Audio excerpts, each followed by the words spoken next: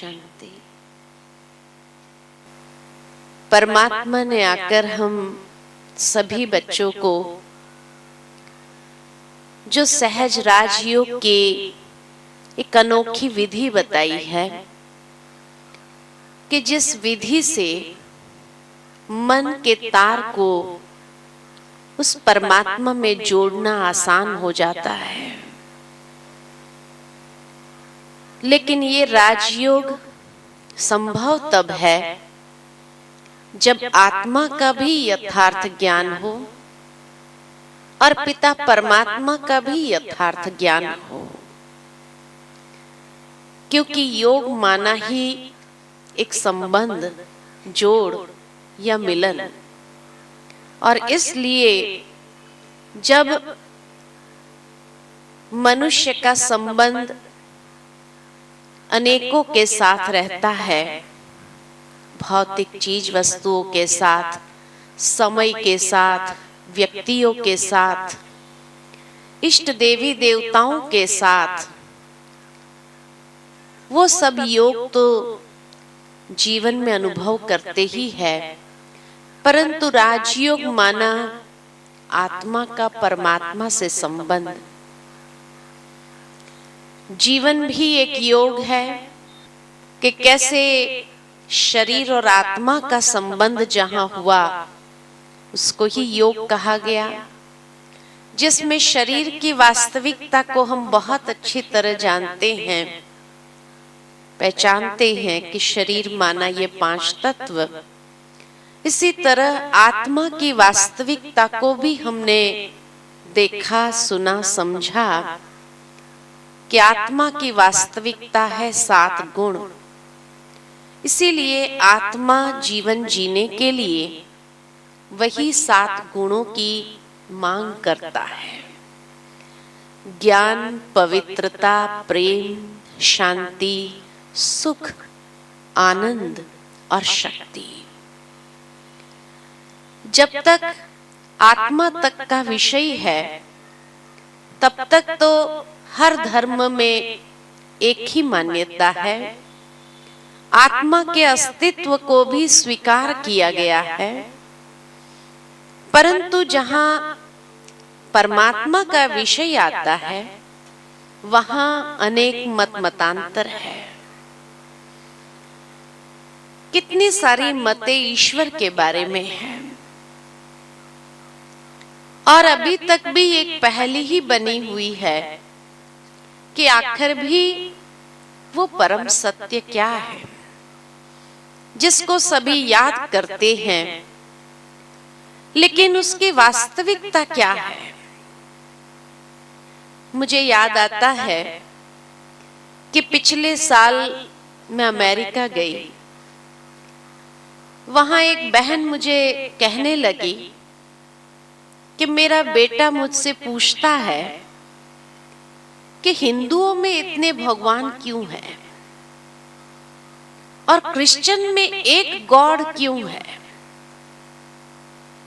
और अगर हिंदुओं में इतने सारे भगवान हैं तो इन सब का हेड कौन है।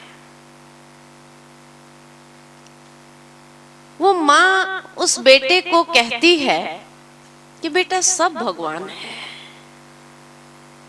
तो बेटा कहता है ऐसा हो ही नहीं सकता है, सब भगवान कैसे हो सकते हैं, आप हमें प्रूफ दो।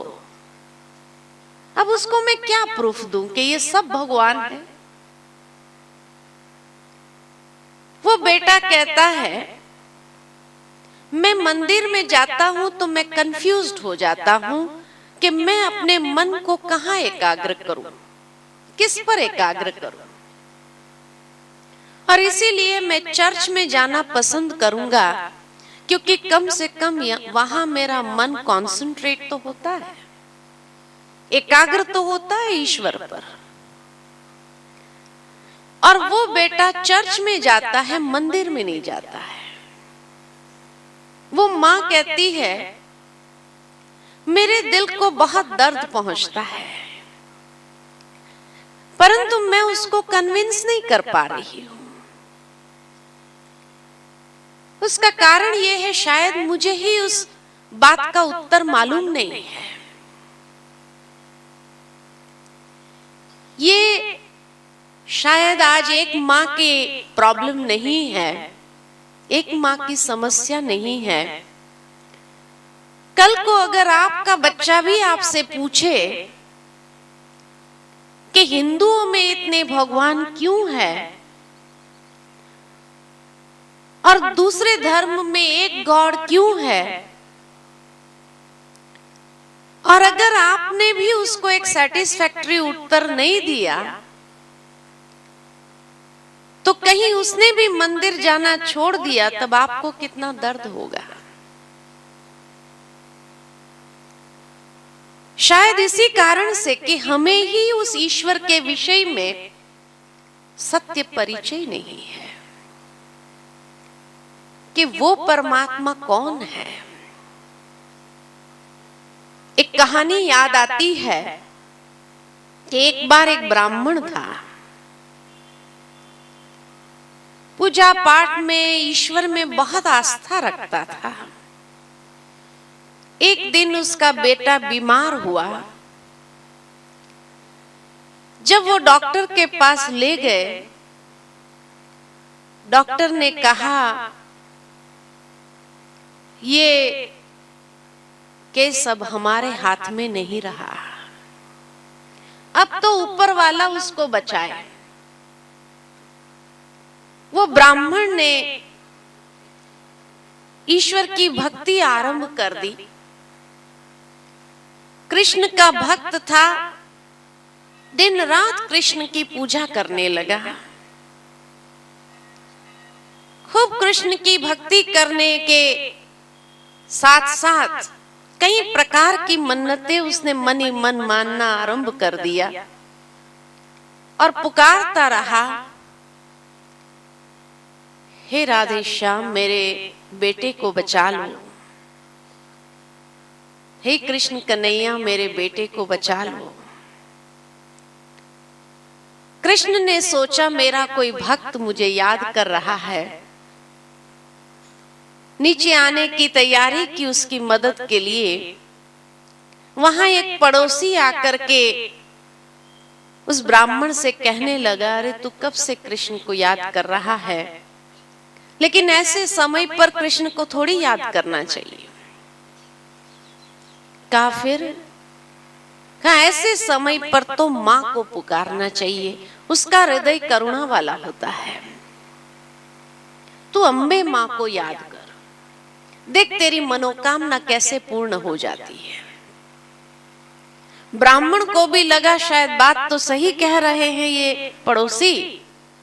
उसने भी अम्बे माँ की पूजा आरंभ कर दी। हे माँ करके पुकारने लगा। श्री कृष्ण ने देखा, अरे ये तो माँ को पुकार रहा है। वापस चले गए। खूब माँ की भक्ति करता रहा। माँ ने सोचा मेरा कोई भक्त मुझे याद कर रहा है। नीचे आने की तैयारी की उसकी मदद के लिए। वहां एक मित्र संबंधी ने आकर कहा, अरे तू कब से माँ को पुकार रहा है, लेकिन ऐसे समय पर माँ को थोड़ी पुकारना चाहिए। बोला फिर? कहा विघ्न हरता तो गणेश जी है ना, ये तो इतना बड़ा विघ्न आया है, ये विघ्न को टालने की शक्ति तो उसी के पास है। तो गणेश जी को याद कर, देख तेरा विघ्न कैसे टल जाएगा। उसने गणेश जी को पुकारना कर दिया।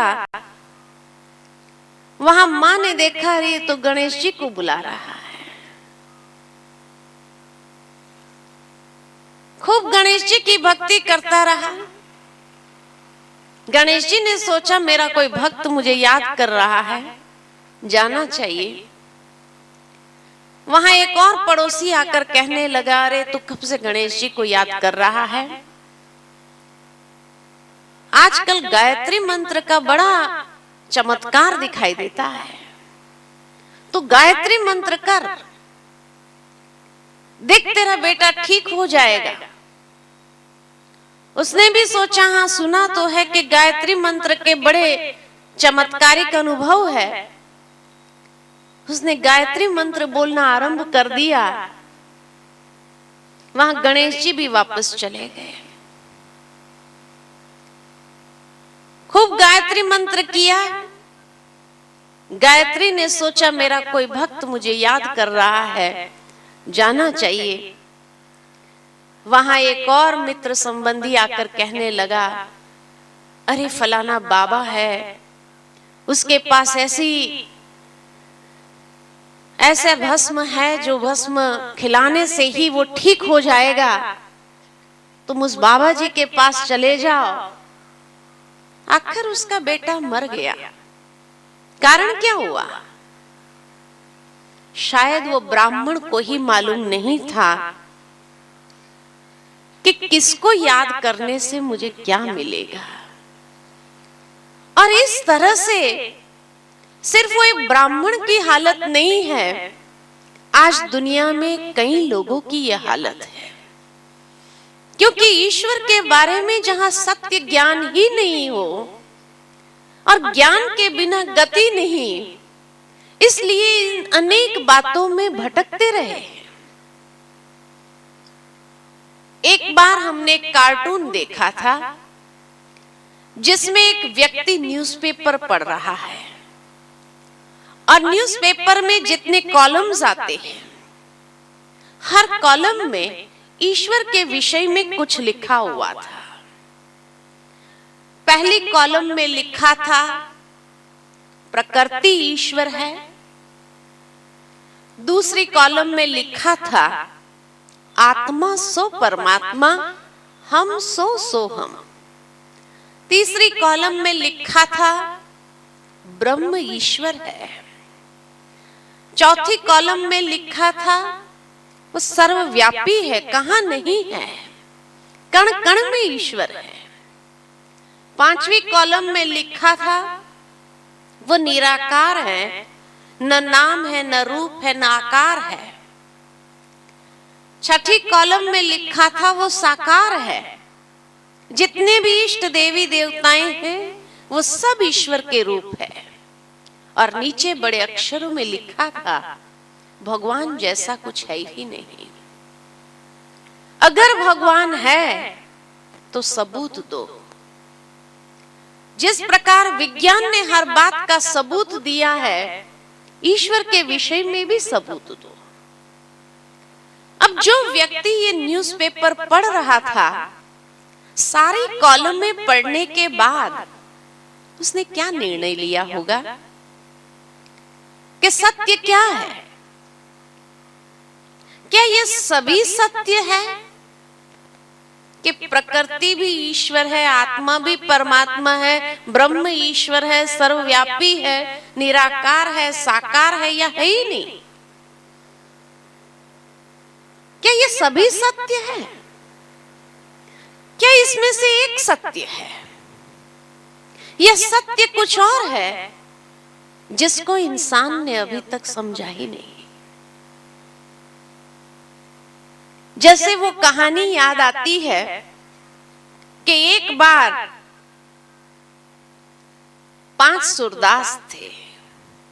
उन्हें कहा गया आप हाथी घर में जाकर देखो हाथी कैसा है। थे तो नेत्रहीन, गए हाथी घर में, जिसके हाथ में जो आया वैसे हाथी का वर्णन कर लिया। एक ने पैर पकड़े तो कहा हाथी खंबे जैसा है, एक ने पीठ पकड़ी तो कहा हाथी दीवार जैसा है, एक ने पूंछ पकड़ी तो कहा हाथी रस्सी जैसा है, एक ने सुंड पकड़ी तो कहा हाथी सांप जैसा है, एक ने कान पकड़े तो कहा हाथी सूप जैसा है। अब आखिर हाथी कैसा था?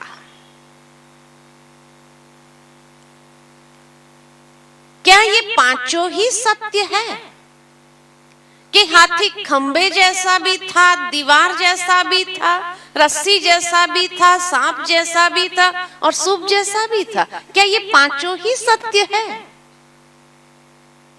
नहीं।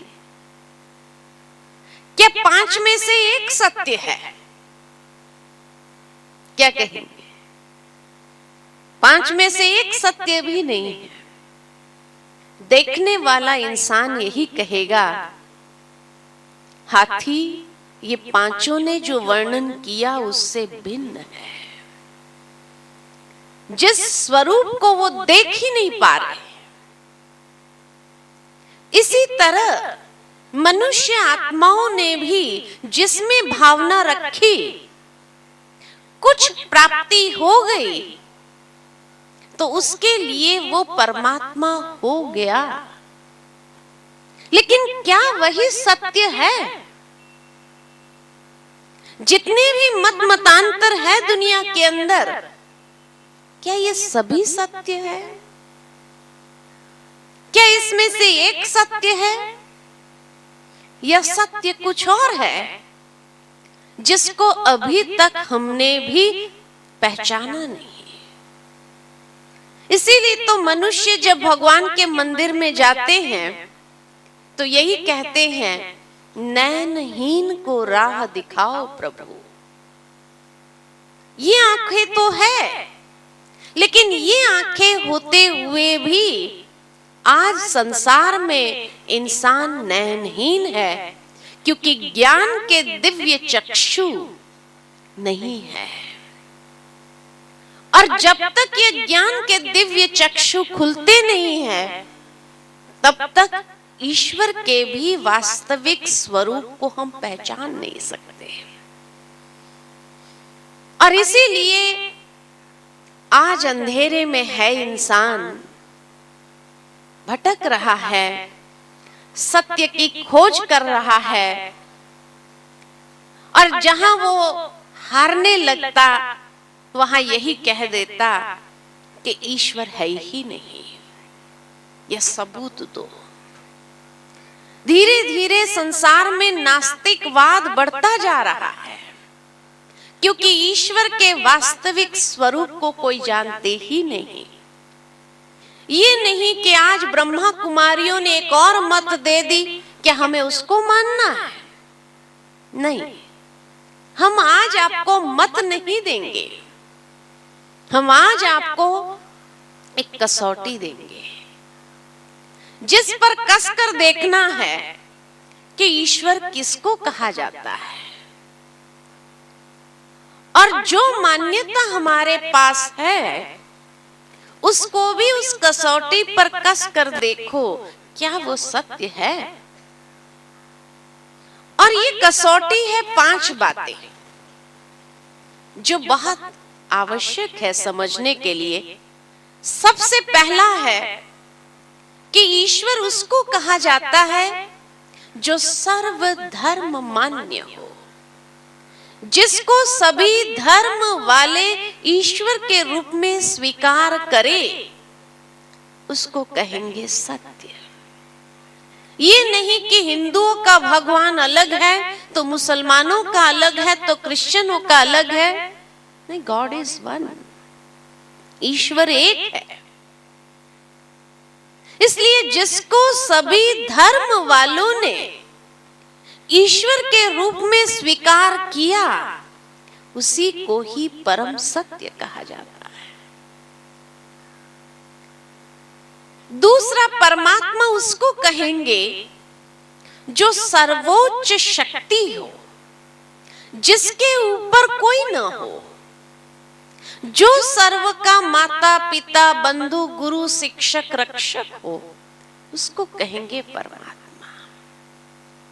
उसका कोई माता पिता नहीं हो सकता है, उसका कोई बंधु गुरु शिक्षक नहीं हो सकता है,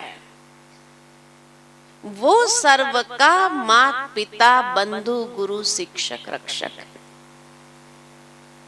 तो जो सर्वोच्च शक्ति हो इस दुनिया की, उसको कहेंगे परमात्मा। तीसरा, परमात्मा उसको कहेंगे जो सर्वोपरे हो, अर्थात मनुष्य आत्माएं संसार के अनेक चक्रों में आते हैं, जबकि परमात्मा अर्थात जो सभी चक्र से ऊपर है। मनुष्य आत्माएं जन्म और मृत्यु के चक्र में आते हैं, देह और देह के संबंधों के चक्र में आते हैं, कर्म और कर्म के फल के चक्र में आते हैं, पाप और पुण्य के चक्र में आते हैं, सुख और दुख के चक्र में आते हैं। लेकिन परमात्मा अर्थात जो सभी चक्र से ऊपर है, चौथा परमात्मा उसको कहेंगे जो सर्वज्ञ है, जो सब कुछ जानता हो, ज्ञाता हो, जिसके पास संसार के आदि मध्य और अंत का ज्ञान है। त्रिकालदर्शी उसको कहते हैं, जो त्रिलोकी नाथ है, तीनों लोकों का नाथ है, जो त्रिनेत्री है, मनुष्य को भी ज्ञान का तीसरा नेत्र प्रदान करने वाला, और जो त्रिमूर्ति है, जीओडी गॉड कहते हैं, जनरेटर, ऑपरेटर, डिस्ट्रॉयर, अर्थात इस संसार की स्थापना, पालना और विनाश का जो कर्तव्य है, यानी ब्रह्मा विष्णु महेश का भी जो रचयिता है। ये तीन की महिमा भी उसी के साथ जाती है। त्रिकालदर्शी, त्रिलोकी नाथ, त्रिनेत्री और त्रिमूर्ति। और पांचवा परमात्मा उसको कहेंगे जो सर्व गुणों में अनंत हो, सर्वशक्तिमान हो, जिसके लिए मां शारदा ने कहा, सागर की स्याही बनाओ, जंगलों की कलम बनाओ, धरती का कागज बनाओ, और स्वयं मां सरस्वती बैठकर परमात्मा की महिमा लिखे तो भी अपरंपार है। इतनी अनंत महिमा जिसकी है, उसको कहेंगे परमेश्वर। अब ये पांचों बातें किसके साथ लगती है? सर्वधर्म मान्य, सर्वोच्च शक्ति, सर्वोपरि, सर्वज्ञ और सर्व गुणों में अनंत। अगर एक एक मत को हम उठाते जाएं कि जब हम कहते हैं प्रकृति परमेश्वर है, तो क्या प्रकृति के साथ ये पांचों बातें लगेगी? क्या प्रकृति को परमेश्वर के रूप में सभी धर्म वाले स्वीकार करेंगे? क्या कहेंगे? आपका विवेक क्या कहता है? क्या प्रकृति को सभी धर्म वाले ईश्वर के रूप में स्वीकार करेंगे? क्या प्रकृति को सर्वोच्च शक्ति कह सकेंगे? वो किसी कवि ने बहुत सुंदर गीत की लाइन लिखी है, वो कौन चित्रकार है, वो कौन चित्रकार है, जिसने प्रकृति का इतना सुंदर चित्र खींचा है, वो चित्रकार कौन है? तो सत्य क्या है? प्रकृति ही परमेश्वर है कहना सत्य है, या प्रकृति परमेश्वर की रचना है कहना सत्य है? क्या कहेंगे? आपका विवेक क्या कहता है? प्रकृति ही परमेश्वर है कहना सत्य है, या प्रकृति परमेश्वर की रचना है कहना सत्य है? रचना है कहना सत्य है।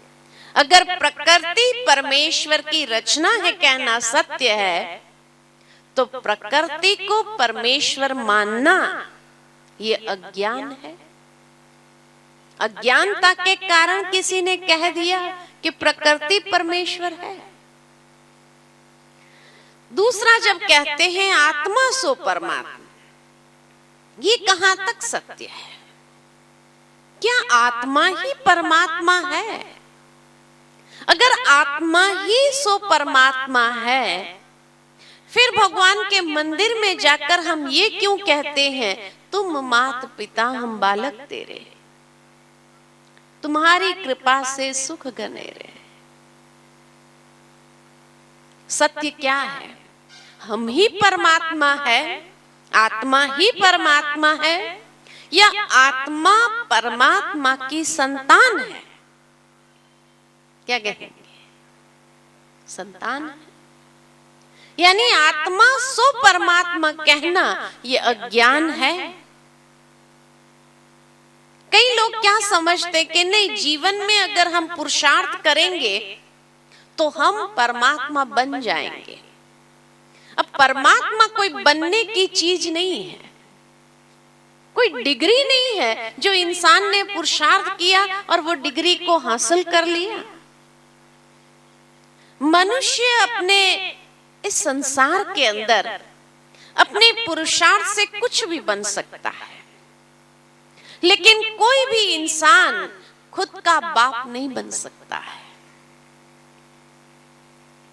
पिता जैसा बन सकता है, लेकिन खुद का पिता हो जाए ऐसा नहीं हो सकता है। दूसरे का पिता बन सकता है। मनुष्य जैसा कर्म करता है वैसे उसको टाइटल मिल जाते हैं। किसी ने पाप का कार्य किया तो कहेंगे ये पापात्मा है, किसी ने पुण्य का कार्य किया तो कहेंगे ये पुण्य आत्मा है, किसी ने महान कर्म किया तो कहेंगे ये महात्मा है, किसी ने धर्म का कार्य किया तो कहेंगे ये धर्मात्मा है, किसी ने दिव्य कर्म किया तो कहेंगे ये देवात्मा है। तो पापात्मा अनेक है, पुण्यात्मा अनेक है, महात्मा अनेक है, धर्मात्मा अनेक है, देवात्माएं भी अनेक है, लेकिन परमात्मा एक है। परमात्माएं ये शब्द कभी नहीं सुनते, इसलिए परमात्मा कोई बनने की चीज नहीं है, कोई डिग्री नहीं है जो हम प्राप्त कर ले। हाँ, उस पिता जैसा हम बन सकते हैं, लेकिन उसका मतलब ये नहीं कि हम ही पिता हो गए।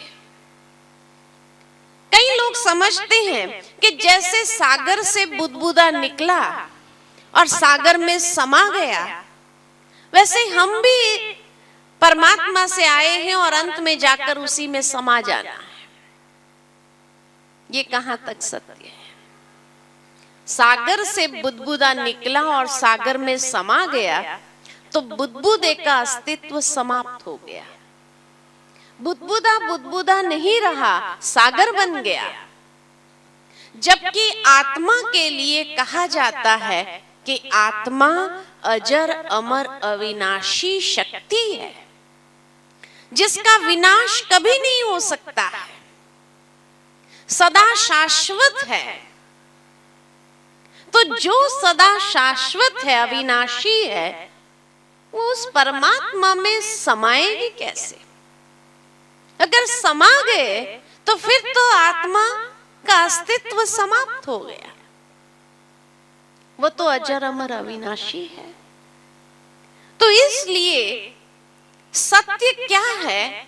आत्मा परमात्मा की संतान है कहना सत्य है, या आत्मा यही परमात्मा है कहना सत्य है? हम सो हम, क्या ये कहना सत्य है, या हम उस परमात्मा की संतान है ये कहना सत्य है? क्या कहेंगे? संतान है कहना सत्य है। तो आत्मा सो परमात्मा या हम सो हम कहना ये अज्ञान है। अज्ञानता के कारण कहा। तीसरा, जब हम कहते हैं ब्रह्म ईश्वर है,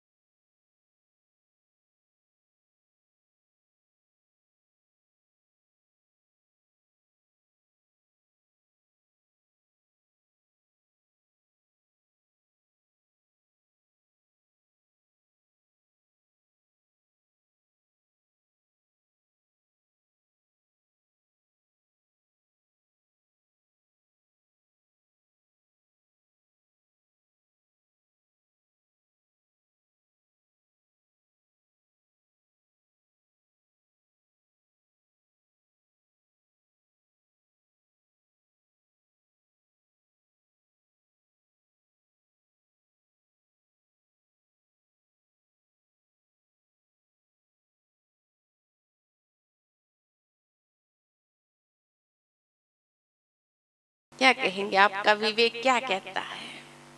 हाँ? पार ब्रह्म में रहने वाला ईश्वर, ये कहना सत्य है। क्योंकि जैसे एक मकान और एक मकान मालिक, मकान मालिक नहीं है, मकान में रहने वाला मकान मालिक है। इसी तरह पार ब्रह्म में रहने वाला ईश्वर, ये कहना सत्य है। ब्रह्म ही ईश्वर है कहना अज्ञान है। चौथा, जब हम कहते हैं कण कण में व्यापक है, कहां नहीं है, ये कितना सत्य है? क्या ईश्वर कण कण में व्यापक है? सब में ईश्वर है, कूड़े कचरे सब में ईश्वर है।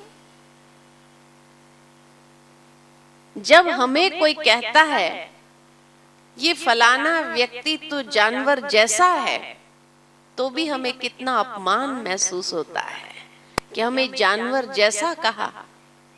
और ईश्वर को हम कहे ये जानवर में भी है, तो कूड़े कचरे में भी है, तो मनुष्य में भी है, सब में है। क्या ये ऊंचे ते ऊंची हस्ती परमात्मा का अपमान नहीं है? और अगर मान लो कि सब में ईश्वर हो, आप में भी है, मेरे में भी है, सब में ईश्वर हो, हर इंसान में आत्मा भी और परमात्मा भी है, तो एक व्यक्ति जब दूसरे का खून करता है, तो ये कर्म किसका? आत्मा का या परमात्मा का? क्या कहेंगे? आत्मा का। अगर ये कर्म आत्मा का है, तो उस वक्त परमात्मा अंदर बैठे क्या कर रहे थे? क्या एक आत्मा को गलत कर्म से छुड़ा नहीं सकते? आज घर में माँ बाप होते हैं, बच्चे अगर सामने लड़ाई कर रहे हो, मार पीट रहे हो एक दूसरे को, तो आप देखते रहेंगे या छुड़ाएंगे? क्या करेंगे? छुड़ाएंगे ना। अगर परमात्मा जो हमारा माता पिता है, हम सब में विराजमान है, और मनुष्य इतना एक दूसरे को मार रहा है, पीट रहा है, गलत कार्य कर रहा है, और ईश्वर बैठ के देख रहा है। जब कहते हैं कि परमात्मा दया का सागर, करुणा का सागर, प्यार का सागर है, अगर वास्तविक रूप में उसमें उस वक्त न दया है, न करुणा है, न प्यार है, तो ये महिमा कैसी? महिमा तो तभी किया जाता है जब व्यक्ति ने वो कर्म यथार्थ रूप में किया हो। ईश्वर ने भी अगर यथार्थ रूप में वो कर्म किया हो, तभी तो उसकी महिमा गाई जाएगी। अगर वो सब में बैठा हो और मनुष्य इतना गलत कार्य पर गलत कार्य किए जा रहा है, और ईश्वर कुछ भी न कहे, उसको रोके तक नहीं, तो उसका बैठने का कोई मतलब? जब हमें कोई चीज कोई बताता है और हमें मालूम नहीं होता है, तो हम क्या कहते हैं? ऊपर वाला जाने, छोड़ो ना, तुम क्यों बीच में पड़ता है, कहते हैं। कभी गलती से भी कहा नीचे वाला जाने, जो सब में बैठा हुआ है वो जाने, कहा कभी? अज्ञानता से भी हम यही कहते हैं, ऊपर वाला जाने, तुम छोड़ो, क्यों फिक्र कर रहे हो? माना परमात्मा कहीं ऊपर है। इसीलिए तो उसकी महिमा में भी यही गाया जाता है, ऊंचा तेरा नाम, ऊंचा तेरा काम, ऊंचा तेरा धाम, ऊंचे ते ऊंचा भगवन। जिसका धाम भी इतना ऊंचा है। और इसीलिए तो श्रीमद् भगवत गीता में भी उन्होंने यही वायदा दिया, यदा यदा ही धर्मस्य, जब जब धर्म की अति ग्लानि होती है, तब तब मैं आता हूं। अगर वो यही है तो आएगा कहां से? अगर वो यही है तो इसके होते इतना अधर्म कैसे? और फिर कौन आएगा जो उस अधर्म को नाश करेगा? जिस प्रकार प्रकृति में भी ये विशेषता है कि अपने गुणों को ट्रांसफर कर सकते हैं। एक अग्नि में लोहे को रख दो तो अग्नि का गुण लोहे में आ जाएगा, लोहा भी एकदम लाल और गर्म हो जाएगा। प्रकृति अगर अपना गुण ट्रांसफर कर सकती है, परमात्मा जो सर्व गुणों में अनंत हो और उसके कोई गुण किसी में ट्रांसफर न होते हो, तो उसका वहां बैठने का, उसका वहां विराजमान होने का मतलब क्या है? आज मनुष्य भी थोड़े दिन किसी के संग में रहता है तो उसको भी संग का रंग लग जाता है। मनुष्य तो छोड़ो, पशु पक्षी भी थोड़े दिन किसी के संग में रहते हैं तो उसको भी संग का रंग लग जाता है। वो एक कहानी याद आती है कि एक बार एक शिकारी था, जंगल से 2 तोते पकड़कर ले आया, बाजार में बेचने बैठा तो एक तोते को एक महात्मा अपने आश्रम पर ले गए और दूसरे तोते को एक बदमाश अपने अड्डे पर ले गया। कुछ ही दिनों के बाद देखा गया कि जो तोता महात्मा के आश्रम पर गया था वो राम राम बोल रहा था, आरती गा रहा था, भजन गा रहा था, और जो तोता बदमाश के अड्डे पर गया था वो सुबह सुबह गालियां बोल रहा था।